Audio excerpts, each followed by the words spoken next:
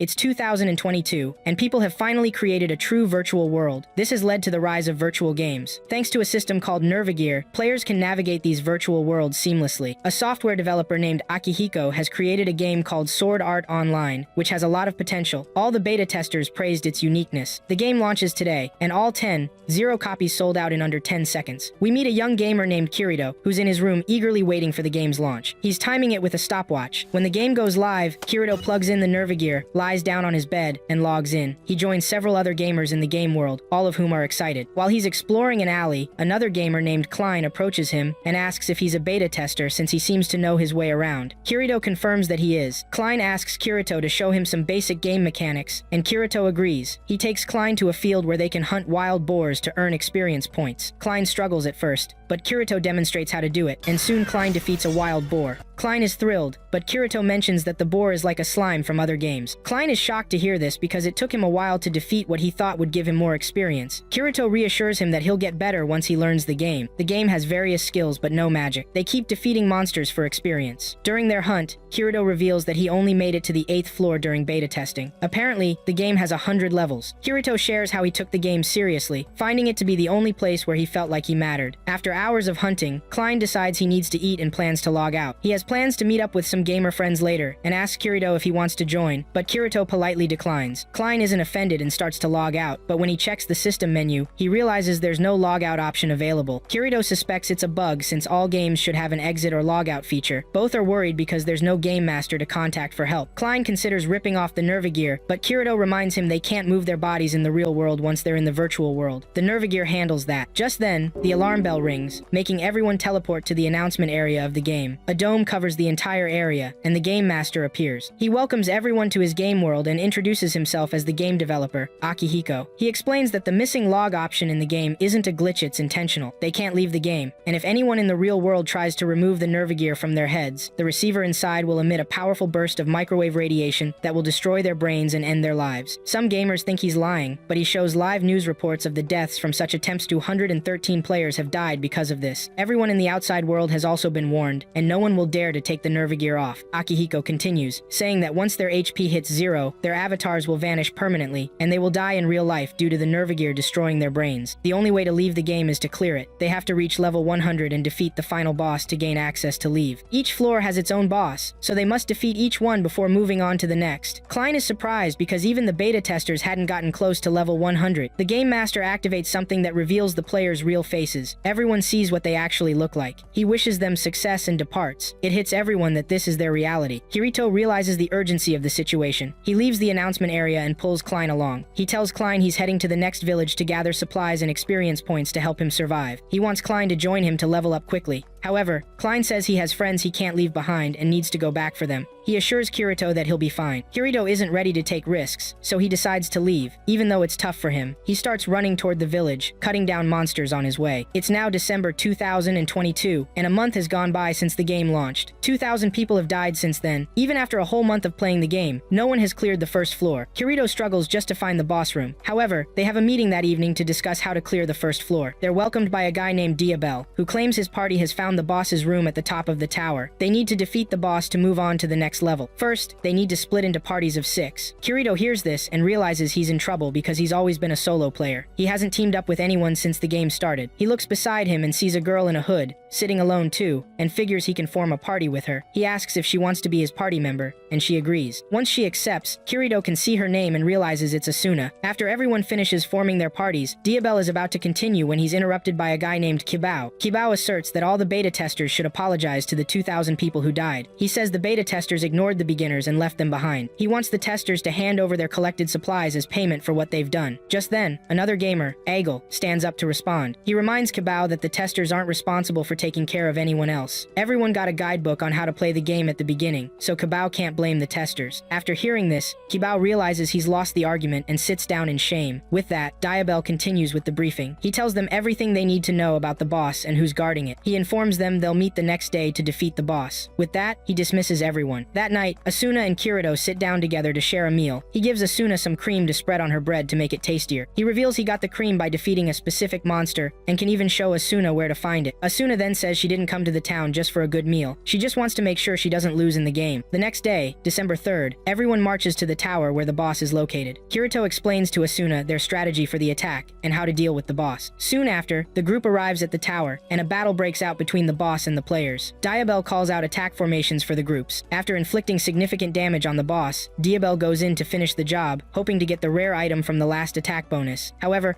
the boss surprises them by bringing out a huge weapon they weren't expecting. It's too late for Diabell to retreat, and he gets hit by the boss. Diabell is knocked to the ground, and Kirito rushes to his side. Kirito learns that Diabell was also a beta tester, which is how he knew about the rare item. As Diabell is on the brink of death, he begs Kirito to defeat the boss for everyone's sake. His HP drops to 0, and he dies in Kirito's arms. Diabell's death fuels Kirito's anger, and he resolves to take down the boss. He pursues the boss with Asuna's help. During the fight, Asuna's cape is torn away, revealing her beautiful long hair. After they deal substantial damage to the boss, the other players join in until Kirito can recover. Once Kirito is back in the fight, he goes after the boss again and brings it down. He earns the bonus for defeating the boss, and everyone thanks him since they wouldn't have won without him. The group starts applauding Kirito, but Kibao ruins the moment again. He claims Diabell's death is on Kirito because he knew everything about the boss but refused to share. Kirito is about to defend himself but realizes it's unnecessary. He decides to play the villain. He scolds Kibao and the other players, revealing he knows more than they do and that he doesn't care anymore. He opens his menu and activates the battle robe he won for defeating the boss. He tells them he doesn't want anything to do with them again. As he starts to leave, Asuna tries to stop him, but he ignores her. He disbands the party he formed with Asuna and advises her to join a much stronger group. With that, Kirito says goodbye and walks away from Asuna. Fast forward to April 8th, 2023, there's a party thanking Kirito for saving them when they needed help. The guild leader, Keita, suggests he join their party to help them out. They ask him what his level is, and he lies, saying it's level 20 when he's actually much higher. At that time, Kirito is already level 40, but he doesn't want them to know how strong he is. After some convincing, Kirito agrees to join their party. On May 9th, 2023, Kirito and his party are on the 20th floor, battling a monster in the Sunshine Forest. With Kirito's help, they manage to defeat the monster. After the fight, they learn that some parties have already cleared the 28th floor. These parties, known as the Frontliners, have earned tons of points and experience but refuse to share any of it. That night, Keita tells the party they now have enough money to buy a new house, which excites everyone. They also plan to upgrade Sachi's weapon. Sachi is part of the party, but she seems to be the weakest. On May 16th, 2023, on the 28th floor, Kirito runs into Klein and his party at the Wolf Plains. Klein is surprised to see Kirito with a party now. Kirito doesn't really chat with Klein and just leaves. On his way to his mission, he gets a message from Keita saying Sachi is missing and they're going to find her in the labyrinth. Kirito takes the message seriously. He activates his tracker skill to locate where Sachi is hiding. Sachi is surprised Kirito found her. She expresses her fear of dying, feeling like the weak link in the team. Kirito reassures her that he'll always protect her, promising she will clear the game and survive. Sachi is touched by his words, and tears fall from her eyes. Later that night, she decides to spend the night in Kirito's room. The next day, the party moves to a new town to buy a house. The party leader reveals they'll be heading to the labyrinth on the 27th floor to hunt for more items. Kirito protests, asking why they're leaving their usual hunting grounds. Keita claims they've leveled up, which will help them fight higher-ranked monsters. Shortly after, they arrive on the 27th floor. They access the room easily, shocking Kirito. They spot a treasure chest in the middle of the room, and the party members rush in before Kirito can stop them. The moment everyone steps into the room, the door shuts behind them, and the color changes to red. Monsters appear from every corner and surround the team. They realize they've walked into a trap and try to use the transport crystal, but it doesn't work. The monster starts attacking the team, taking them out one by one. Kirito fights fiercely, but it isn't enough to protect everyone. Sachi and the rest of the team are wiped out right in front of him. Fast forward to December 24th, 2023, and we find out Kirito survived the labyrinth and has been leveling up much faster since then. An information broker tells him that a specific boss will appear that night, on Christmas Eve, and it carries a rare item. Kirito prepares to take on the boss alone, which surprises the broker. He decides to go solo because he's heard the item it drops is a revival item. He wants to use it to bring Sachi back into the game. He knows the risks are high, but he doesn't care. Later that night, Kirito heads to the Forest of Wandering on the 35th floor where the boss is located. When he arrives, he discovers Klein and his party members have been following him. Klein doesn't want him risking his life for something uncertain, but Kirito is too stubborn to back down. Just then, another group, the Divine Dragons, shows up. Klein and his team have no choice but to try to hold off the invading party to give Kirito a shot at defeating the boss. Kirito goes to the boss area to fight. Soon after, he returns to find that Klein and his friends have managed to scare off the invaders. Kirito comes back with the item but looks very upset. He tosses the item to Klein and tells him to use it on the next person who dies in front of him. Apparently, the item is only effective within the first 10 seconds of the player's death. Kirito starts to leave, and Klein can see the sadness in his eyes. He tries to stop him, but he can't. When Kirito gets home that night, he receives a pre-recorded voice message from Sachi, wishing him a Merry Christmas. In the message, she tells him not to blame himself if she ever dies. She's accepted that she's weak and might die at any moment, but she doesn't want Kirito blaming himself. She thanks him for his help and says goodbye. Tears roll down his face as he listens to the last part of the message. It's now February 23rd. A girl named Silica is leaving her party because she hasn't been given the items she needs to collect. She has a pet with healing abilities. After leaving her party, she soon encounters some monsters that give her a hard time. Her pet, Pina, has used up its healing powers, and things aren't looking good for Silica since her health bar is low. The monsters hit Pina, and it dies, leaving just a feather behind. The monsters are about to deliver the final blow when Kirito shows up to save Silica. He easily defeats the monsters, impressing Silica. She tears up at the loss of her pet, but still thanks Kirito for his help. Kirito tells her to stop crying because she can still save Pina as long as she's determined. There's a spot on the 47th floor called the Hill of Memories, where a flower that blooms at the top can revive a pet. However, Silica doesn't have a high enough level to reach it, and the option to revive a pet disappears in 3 days. Kirito decides to help her gather the items she'll need before they go to the Hill of Memories. Silica is grateful that Kirito is even willing to accompany her. Kirito explains that he's helping her because she looks just like his younger sister. Once they get to town, Silica bumps into some of her old party members. She clings tightly to Kirito to show them she wants nothing to do with them anymore. Then she runs into another ex-party member who used to pick on her. Kirito tells Silica to ignore the redhead. They sit down for a drink, and Kirito explains that there are different players with various personalities in the game. He tells her that normal players have a green icon over their heads, but those who have committed crimes have an orange icon. Any player with a red icon indicates they have killed another player. Silica is shocked that some players enjoy killing others. That night, Kirito goes to Silica's room to share more about the 4th floor. He has an item called the Mirage Sphere to help show her the routes they will take. Suddenly, he feels like someone is listening in, so he rushes out to check but finds no one. Silica says that once the door is locked, no one can hear them, but Kirito explains that some players have a listening skill that allows them to bypass that. They even level up that skill so they can eavesdrop on others more easily. Kirito wonders why someone would bother to listen to them. The next day, on the 24th,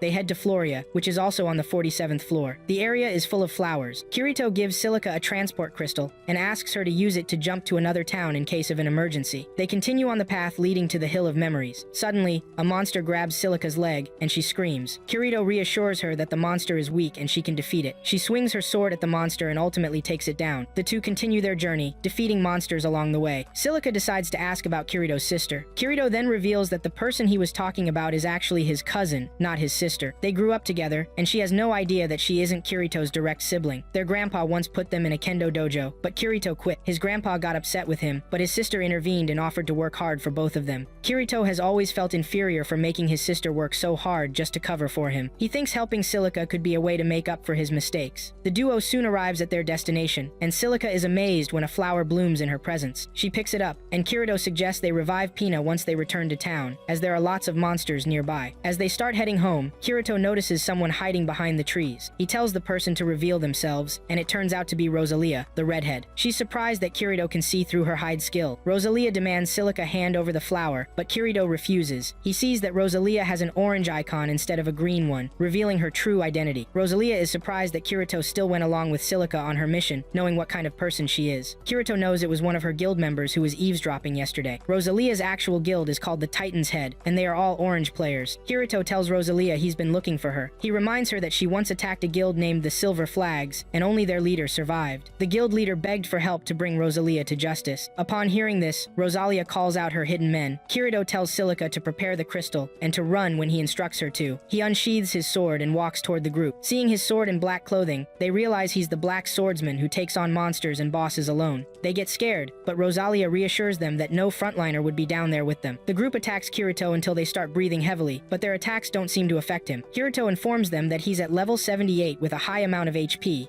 meaning if he stays still while they keep attacking, they still won't be able to beat him. He pulls out a transport crystal that will take the group to prison and suggests they surrender peacefully. Rosalia tries to fight Kirito, but he easily dodges her attack, points his sword at her neck, and tells her he can end her easily. With this, Kirito defeats the group and forces them to surrender. Later that day, Kirito helps Silica revive Pina and tells her he's finished with his mission and will be going back to the front lines. Silica says she will miss Kirito, and he assures her they've now become friends. On March 6th, 2024, the group of frontliners comes together for a meeting to discuss how to clear a specific area and defeat a boss. Asuna, the vice commander of the Knights of Blood Guild, is in charge of the operation. She plans to use NPCs to lure the boss out, but Kirito disagrees. Asuna tells Kirito he must follow her lead since she's in charge. The tension between them is palpable, and it's clear Asuna's behaving this way because of how Kirito left her earlier. Asuna has leveled up and secured a top position in one of the best guilds. The following month, Asuna finds Kirito resting under a tree and scolds him for being lazy, while the other frontliners are busy clearing the labyrinth. Kirito suggests she join him because the weather is nice, then goes back to sleep. After considering it, Asuna decides to join him. When Kirito wakes up, he's surprised to see Asuna next to him, but doesn't wake her since he knows she needs the rest. Asuna sleeps so soundly that she doesn't wake up until the evening of the next day. She's grateful to Kirito for protecting her, and she decides to buy him food as a thank you. They head to a restaurant to eat and discuss how players are safe in town, mentioning that duels are the only way to defeat players in the inner area. Suddenly, they hear a scream from outside. They rush outside to find a player hanging from the church window with a spear in his chest. Kirito runs toward him to try and catch him, while Asuna goes into the church to cut him down. But before they can reach him, the player loses all his HP and dies. Kirito and Asuna know the only way to eliminate a player in the inner area is through duels. Kirito tells the nearby people to check for a winner's notification, but none appears. They check inside the tower for clues but find nothing. Asuna emphasizes that their priority is investigating this situation, as it would be a disaster if players discovered someone could be eliminated in the inner areas. Kirito agrees to work with Asuna until they figure out who the culprit is and solve the case. They go outside to ask witnesses what they saw. One woman, Yoko, steps forward to say she had come to dinner with the man, Keynes, who was just killed. They used to belong to the same guild but had split for certain reasons. Yoko claims she saw someone behind Keynes when he was hanging out of the church window, but she doesn't know who the culprit might be. They decide to escort Yoko to her lodgings before continuing the investigation. After safely delivering Yoko, Kirito suggests they visit someone with appraisal eyes to check the murder weapon and find its owner. They head to a merchant shop where the owner, Agil, who Kirito knows, can help with the appraisal eye skill. When they arrive, Agil is surprised to see Kirito with Asuna, but once he recovers from the shock, he helps them out. Using his appraisal eyes on the spear, he discovers it's player-made and tells them it was crafted by a player named Grimlock. Asuna asks Agil to hold on to the weapon while they continue their investigation. The next day, they invite Yoko to a meeting to see if she knows who Grimlock is, and she confirms she does. She explains that Grimlock was a member of the guild she and Kane used to belong to, and reveals that their guild split due to an incident involving a very rare item called the Golden Apple. They had once defeated a boss that dropped the item, and a dispute arose about whether to use it for the guild or sell it. They decided to vote on it, with 8 members in total. 5 voted to sell it, while 3 were against it. Their leader, Griselda, went to a merchant town to sell the item as agreed, but never returned. Later, they learned she had died. After hearing this, Kirito deduces that the culprit must be one of the 3 who opposed selling the ring. It's possible they attacked Griselda before the ring was sold and stole it. When they ask Yoko about Grimlock, she reveals he is Griselda's husband in the game. They were a great couple, and if Grimlock killed Kane, he might be after the 3 who opposed selling the item. Yoko admits she was one of the 3, and identifies the 3rd person as Schmidt. Asuna and Kirito know Schmidt, who is now with the Divine Dragon and leads their defense forces. Yoko suggests they set up a meeting with him because he's unaware of the current situation. That night, Schmidt meets with the trio, shocked by everything that has happened. While they're discussing, Yoko suddenly stands up and starts crying, blaming them all for Griselda's death. She insists they should have let her decide what to do with the item. Yoko then moves closer to the window, and out of nowhere, she's attacked from behind and eliminated before Kirito can react. Kirito sees the culprit running away and chases after him. However, the culprit uses a teleportation crystal to vanish before Kirito can catch him. Kirito returns to the hotel, frustrated to report that he failed to apprehend the culprit. He's angry because he believed the system would protect them inside the inn, but the culprit managed to get to them anyway. Schmidt starts crying, claiming that the one after them is Griselda's ghost, and that the culprit is wearing Griselda's black robe. Kirito and Asuna decide to leave the inn to clear their minds. Asuna pulls out a sandwich she made herself, and urges Kirito to eat it quickly since it will soon lose its durability and vanish. Kirito is preoccupied, thinking about the day's events. He insists there's no way the culprit is a ghost, because ghosts can't use a transport crystal. Suddenly, the sandwich slips from Kirito's hands and disappears. This sparks an idea in Kirito's mind. He quickly tells Asuna he's pieced everything together. They thought they witnessed a murder, but that never actually happened. At that same moment, Schmidt is at Griselda's grave, begging for her forgiveness. Just then, the culprit appears, wearing a hood and demanding that Schmidt confess to his crime. Schmidt admits he found a note in his pocket instructing him to sneak into Griselda's room to save the location for selling the item. Another hooded figure appears, making Schmidt even more frightened. He insists he never planned for Griselda to die. At this moment, the 2 figures reveal they've recorded everything Schmidt just said. They take off their hoods to reveal themselves as Yoko and Keynes. Meanwhile, Kirito realizes that Yoko and Keynes are alive. He explains to Asuna that players can't lose HP in the inner area, but objects can lose durability. He clarifies that Keynes' armor had its durability worn down by a spear pushed into it. When the armor was about to disappear, disappear, Kane used a transport crystal to vanish, making it look like he was killed. The same thing happened with Yoko. She never turned her back to them during the meeting because she was waiting for the sword in her back to ruin her dress, making it seem like she died too. The disappearance of objects looks exactly like when a player dies, allowing them to easily fake their deaths. They orchestrated all of this to draw out who they believed to be the culprit, Schmidt. They must have suspected him from the beginning. Kirito asks Asuna to check her friend list to locate Yoko. She tells him she's out in the field on the 19th floor. Kirito doesn't want to intervene because he hopes they'll settle their differences themselves. Back in the field, Schmidt is still telling the two how he spent the money he received when he's suddenly attacked by a paralyzing sword from an unknown person. Out of nowhere, the ruthless PK Guild shows up. They're about to take out Schmidt when Kirito arrives. He lets them know he didn't want to get involved before, but he later figures out something's not right. The PK Guild isn't ready to face Kirito and they quietly retreat. After they leave, the trio asks Kirito how he knew they would be attacked. He tells them he realized some people would want to take advantage of the situation to eliminate others in order to track them down and get rid of them. Yoko and Kanes apologize to Kirito for deceiving him, but he says it's all good. A flashback shows moments before Kirito arrives. He and Asuna are sitting in a restaurant talking. Asuna explains that splitting items is a big issue. Kirito says he's avoiding that, and that's why he usually goes solo. Asuna then tells him the only solution is marriage. A couple can share their inventory, so there's no chance to hide things from each other. Kirito asks Asuna what happens if one of them dies. Asuna says the items in their inventory will go to the person who's still alive. It hits Kirito that Grimlock might be the mastermind behind his wife's death, since the items would go to him instead of the culprit. To avoid getting his hands dirty, he hired the PK Guild to eliminate Griselda. They're also the same people he hired to deal with Yoko and her friends. Yoko, Kanes, and Schmidt are shocked to hear this. They can't believe Grimlock is behind his wife's death. He only worked with them to make sure the case was buried for good. While Kirito is telling them this, Asuna is searching the woods and finds Grimlock lurking around. They ask Grimlock to explain himself. He reveals that he and Griselda were a couple in real life before entering the game. He claims Griselda changed once they got into the game. She became more lively and lost sight of who she was before. He didn't want to lose the memories he had with her, so he decided to eliminate her, as that was the only legal way to do it in the game. Asuna scolds him, saying he never truly loved his wife, just wanted to possess her. Kirito and Asuna hand Grimlock over to Kanes, Yoko, and Schmidt for punishment. After they leave, Asuna and Kirito also get ready to go. They look back and see Griselda's ghost standing at her graveside, smiling. On June 24, 2024, on the 48th floor, Asuna is chatting with her best friend, Lisbeth, a skilled blacksmith known for making and repairing swords. After their brief talk, Asuna leaves, and soon afterward, Kirito arrives at the shop, needing Liz's help. Liz perceives him as broke, and her attitude towards him is not great. Kirito asks Liz to make the best sword she can for him, aiming for something as powerful or even stronger than his own weapon. Liz presents what she claims is her best sword, but when Kirito tests it against his sword breaks hers effortlessly. Liz tells Kirito she can craft him a good sword if she has the right materials. She mentions a dragon on the 55th floor, known for hoarding rare materials inside its body, exactly what Liz needs for Kirito's sword. Kirito initially wants to go alone, but Liz cleverly convinces him to let her tag along. Once they arrive, Liz feels freezing due to the harsh weather, forcing Kirito to give her his jacket for warmth. At the dragon's crystal site, Kirito tells Liz to hide until he defeats the dragon and collects the materials. Reluctantly, Liz agrees and hides behind some crystals, wondering if Kirito can really handle the dragon. Kirito charges at the dragon, launching a powerful attack that leaves Liz in awe. She's surprised by his strength. Excited, she reveals herself, which makes the dragon frantic. It lunges at her, and Kirito intervenes, but the dragon throws them both into a deep hole. They regain consciousness to find their HP displayed on a yellow bar. Kirito gives Liz a health regeneration potion and takes one for himself. Now they have to figure out how to escape the hole they've fallen into. Kirito considers running up the walls, but realizes it's not possible when he slips and falls. They end up spending the night there. That night, Liz asks Kirito why he saved her, and he simply replies that he believes in dying together rather than watching someone die. Before they sleep, Liz asks him to hold her hand, and he agrees. The next morning, Liz wakes up to see Kirito casually holding a crystalline ingot. This is the metal they were after, and she's surprised he found it so easily. He explains he dug below them to retrieve it and deduces that the hole is the dragon's lair and the metal is essentially dragon poop. Although shocked, this revelation brings about another issue. They realize the dragon is nocturnal and will return to its lair now that dawn has broken. Just then, the dragon starts diving into the hole. Kirito grabs Liz, runs up the wall, and lands on the dragon's back. He then drives his sword into the dragon's back to force it to fly back up into the sky. The dragon flies out of the hole, and the two jump off its back as soon as they're free. While they're floating in the air, Liz takes the chance to hold Kirito's hand and tells him that she loves him. Kirito can't hear her because of the noise, and Liz decides not to repeat herself. Instead, she opts to hug Kirito. They go back to her shop, where Liz uses the metal they collected to make Kirito a new sword. He wanted a one-handed straight sword, and she delivers exactly that while putting her heart and strength into crafting it. Kirito is amazed by the result, which is a new sword called the Dark Repulsor. It's time to pay Liz, but she decides not to charge him. Instead, she tells Kirito that she wants to be his official blacksmith. Whenever he needs something done, he should come to her, whether it's making making another sword or repairing his armor and swords, she promises to always be there for him. Moments later, Asuna rushes into the shop, telling Liz how worried she's been since yesterday. Liz informs her that she was stuck in a dungeon with Kirito. Asuna hadn't noticed Kirito until Liz pointed him out. Asuna reveals she was the one who told Kirito about Liz's shop. Liz is surprised to learn the two know each other. She feels the tension between them and it's easy for her to see there's something going on. Liz finds an excuse and leaves the shop. Kirito senses something's wrong and follows her. He finds her hiding out, and Liz tries to tell Kirito to forget everything she said. Kirito thanks Liz for her help and says he wants to keep going because he met her. Liz then tells Kirito to do his best to clear the game, promising to hang in there until then. It's been almost 2 years since the game launched. Kirito is still playing solo and doing his best to clear the game. He's convinced that Akihiko is out there watching them struggle in the game world. One day, Kirito is walking through the woods when he spots an S-class rare rabbit, which is super hard to find. He takes it down and brings it to Agel's shop with the idea of selling it. However, Agel persuades him that he has enough money and it would be better to cook the rabbit and enjoy it instead. Kirito argues that he needs a skilled chef to make the most of the ingredients. Just then, Asuna and her bodyguard, Kuradil, walk in. Kirito realizes Asuna can cook, so she steps in to help. Asuna is surprised to see Kirito with a rare ingredient. She agrees to cook it so they can both enjoy it. To prep the meal, Asuna needs the best gear, which Kirito doesn't have, meaning they'll have to cook at Asuna's place. Kuradil doesn't like the idea of Asuna inviting Kirito over, but she insists it's fine. He keeps arguing until she orders him to stay quiet for the day. As they get closer to Asuna's home, Kirito talks about Kuradil and how Asuna left him. Asuna says it's okay, but Kuradil insists that everything he's doing is part of the guild's rules to protect their leaders. Asuna mentions how the guild used to be small but suddenly grew huge, and things have felt off since then. They enter Asuna's home, and Kirito is shocked at how fancy it is. She tells him the costs, and Kirito just says he can't afford to live in such a luxurious place. Asuna gets ready to cook and suggests making a rabbit stew. After a few minutes of cooking, she finishes the dish, and they devour it right away. Asuna is thrilled to have eaten the rabbit meat because it's the first S-class ingredient she's gotten to taste in the 2 years since she started playing. She's happy she lasted long enough to enjoy it. Asuna observes that people are settling into life in Sword Art Online, and their desire to return to the real world has faded. The number of players at the front lines has dropped significantly because fewer people are trying to clear the game. However, Asuna still wants to leave and return to the outside world. She points out that the monsters are getting more dangerous, and it wouldn't be smart for Kirito to keep going solo. She asks him to form a party with her, and he can't help but accept her invitation. On October 18th, 2024, Asuna meets Kirito on the 74th floor. Kuradil follows her and refuses to let her go alone. He wants them to head back to the guild headquarters, but Asuna says no. He tries to forcibly take her away, but Kirito stops him, promising to protect Asuna. Kuradil isn't having it and challenges Kirito to a duel. Kirito reluctantly accepts. The crowd is excited to watch the fight. The match starts, and they charge at each other. Kuradil aims for Kirito,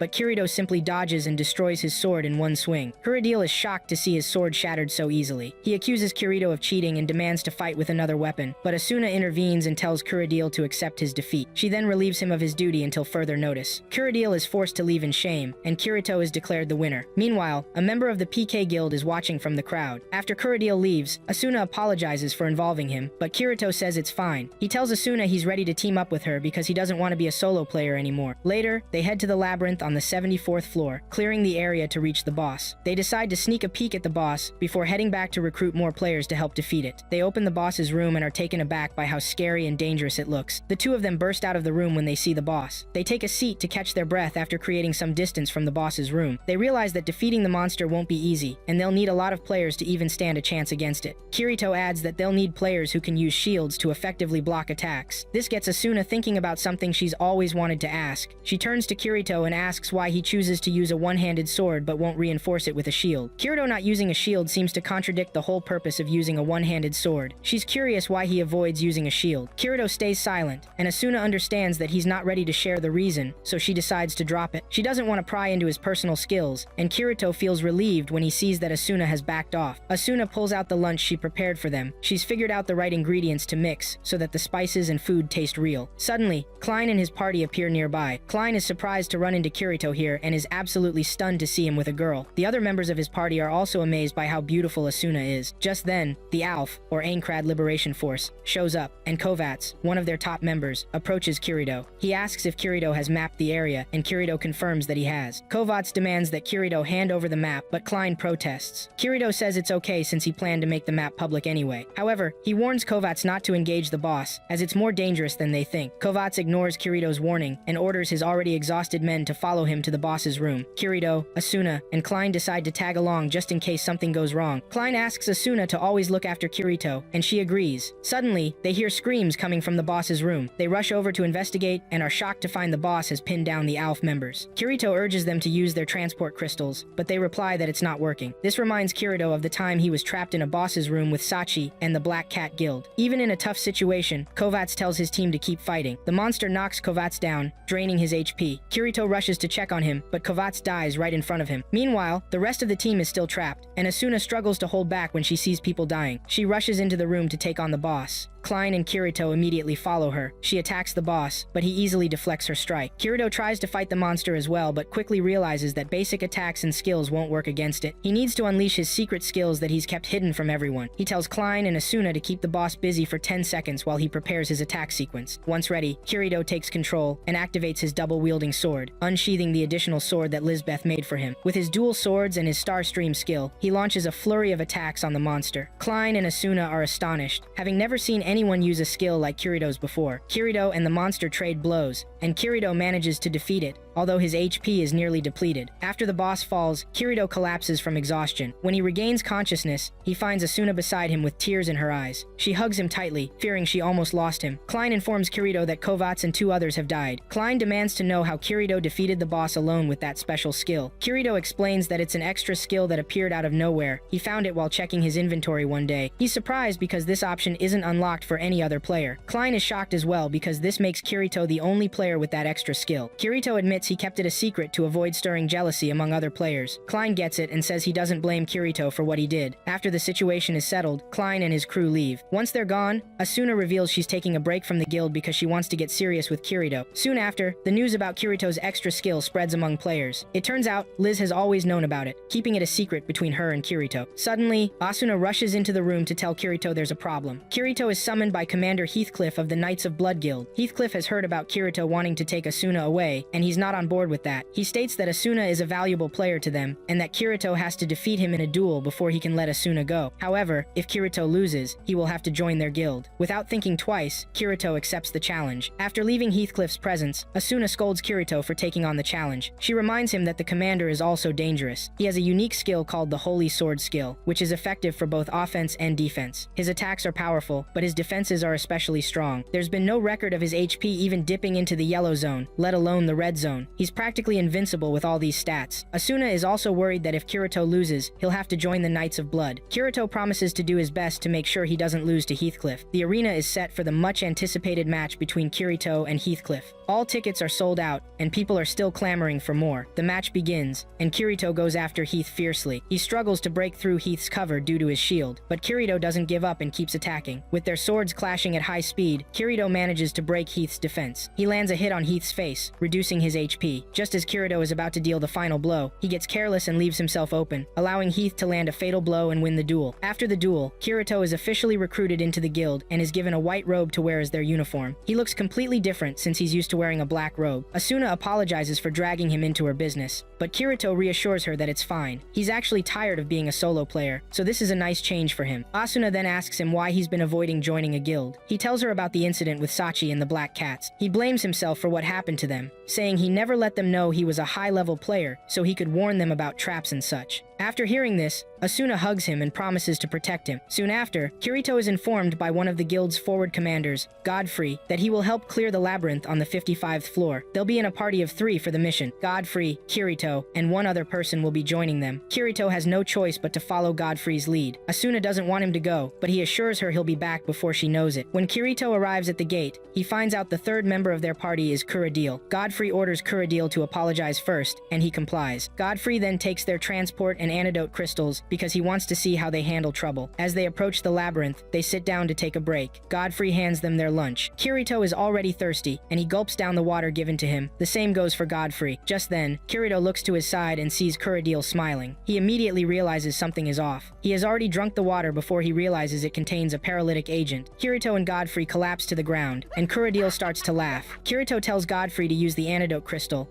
but before he can reach it, Kuradil stops him. He pulls out his sword and begins attacking attacking Godfrey, claiming he will lie about being attacked, leading to the deaths of Godfrey and Kirito. He attacks Godfrey relentlessly until he kills him. Then, he turns his attention to Kirito, intending to make him suffer before finishing him off. He reveals that he's part of the PK Guild, shocking Kirito at how Kurudil got into the Knights of Blood. He forces his sword into Kirito, laughing as Kirito's HP slowly decreases. Kirito wonders if this is how he'll die and leave everyone behind. Just as Kurudil is about to deliver the final blow, Asuna appears and throws Kurudil away. She uses a healing potion on Kirito and expresses her relief at arriving in time. She tells Kirito that she's been monitoring him on the map and realized something was wrong when Godfrey's marker suddenly disappeared. She's glad to find Kirito alive. Asuna stands up, determined to eliminate Kurudil. She attacks him repeatedly, and Kurudil starts begging for forgiveness. He kneels and promises to leave the guild and never show his face again. Asuna hesitates to attack, but Kurudil seizes the opportunity to grab his sword. He charges at Asuna with full force, aiming to strike her in the head, but Kirito jumps in its path and takes the hit instead. Furious, Kirito conjures a powerful attack and drives it into Kurudil's chest, ultimately defeating him. Kirito falls to his knees afterward, and Asuna starts crying, blaming herself for what happened. She wishes Kirito would stop talking to her, but he interjects, saying he'll never stop talking to her. He kisses her and tells Asuna that his life belongs to her. Asuna reassures Kirito that she will always protect him. He tells her he wants them to have some alone time that night. Later, they share a meal together, but Kirito's hand hasn't healed yet. After the meal, Asuna begins to take off her clothes, but Kirito stops her, explaining that he didn't mean for them to get into bed together. This embarrasses Asuna, and she hits Kirito on the head for it. Asuna goes to sleep with Kirito watching over her. She wakes up to find Kirito beside her. Kirito then tells Asuna he wants them to move to a peaceful area and get married. Asuna is thrilled to hear this and accepts without hesitation. The next day, Kirito and Asuna tell Heath about their decision to take a break. Heath approves their leave but mentions he expects them back in action soon. He also apologizes for Kurudil's behavior and promises to inform the rest of the guild. Shortly after, Kirito and Asuna get married and buy a house by the lake. Asuna reassures Kirito that she truly loves him and will fall in love with him all over again when they return to real life. Her feelings don't end in the game, she says. One morning, Asuna wakes up and watches Kirito sleep. She expresses her love for him, but just then, Kirito wakes up. She's relieved that he didn't hear what she said. Asuna suggests they spend the day somewhere fun. Moments later, they're by the lake. Asuna asks Kirito to carry her on his shoulders so she can see better. He agrees and lifts her up. They walk past some people playing by the lake. Kirito starts off a bit shy, but soon shakes it off. He moves forward with Asuna on his shoulders. They enter the woods where Kirito decides to scare Asuna by claiming there are ghosts in the forest. He makes it sound so real that Asuna starts to feel nervous. Suddenly, Asuna spots a young girl in a white robe and gets frightened, thinking she's seen a ghost. She points it out to Kirito, who also sees the girl. As they try to figure out what's happening, the girl collapses. Kirito rushes to the girl, but Asuna is scared, still believing she's a ghost. Kirito reassures her that the girl isn't a ghost, and she joins him. They wonder what a child is doing alone in the woods. They notice she doesn't have a player icon above her head, which is strange since all players should have one. They suspect it might be a bug. They take the girl back to their home, hoping she'll wake up soon. Kirito believes she must have a parent nearby. They deduce she's not an NPC, because they wouldn't be able to move her otherwise. Asuna prays that the girl will wake up. That night, she sleeps next to the girl. The next morning, Asuna turns around to see the girl awake. She calls Kirito to come over. They ask her what happened, but she says she doesn't remember. However, she recalls that her name is Yui. Yui has trouble pronouncing their names and chooses to call them Mama and Papa instead. This touches Asuna, and she quickly accepts Yui as her daughter. Asuna prepares a meal for them, making bland food for Yui, but Yui prefers to eat some of Kirito's spicy food. Kirito is surprised to see Yui handling so much spice at such a young age. After eating, Yui falls asleep. Kirito talks about the urgency surrounding Yui's situation. They need to resolve it quickly so they can return to the front lines. They decide to visit the town of beginnings to see if they can find her parents. Kirito tells Asuna to take her gear with her just in case. Shortly after, Yui wakes up and the trio heads to the town of beginnings. Once they get there, they ask Yui if she remembers any of the buildings, but she doesn't. Kirito mentions that the town is big, so it's possible she won't remember everything. As they walk through the town, Asuna asks Kirito how many players he thinks are left in the game, and he estimates there should be about 6. Asuna adds that the town is supposed to have a lot of players. It's pretty quiet though, and that shouldn't be the case. Just then, they hear noise from a distance, and the two rush over to check it out. They discover a squad of Alfs demanding taxes from the players. They've cornered some kids, and are forcing their guardian to give up everything she has. All of her gear and the kids' gear are about to be taken away. Kirito and Asuna jump in to help, assuring the kids that they're safe now. The ALFs turn their attention to Kirito and Asuna for interrupting their business. Asuna tells Kirito to look after the kids while she deals with the bullies. The squad leader tries to attack Asuna, but she easily knocks him to the ground. She reminds him that he can't die in the inner areas, but he can still feel pain. She hits him one more time, causing him and the rest of his squad to flee in fear. After successfully driving off the bullies, the kids' guardian thanks Kirito and Asuna for their help. The kids are also happy and call Asuna awesome. Suddenly, Yui starts to feel dizzy and passes out. Soon after, Yui wakes up as if nothing has happened. They give her her some bread, and she eats it eagerly. They explain to the woman in charge how they found Yui, but she claims she hasn't seen her before and doubts she has any parents in town. She tells them how she started gathering the traumatized children at the beginning of the game and began living with them in the church since they had nowhere else to go. At that moment, Yulier, the vice commander of the ALF,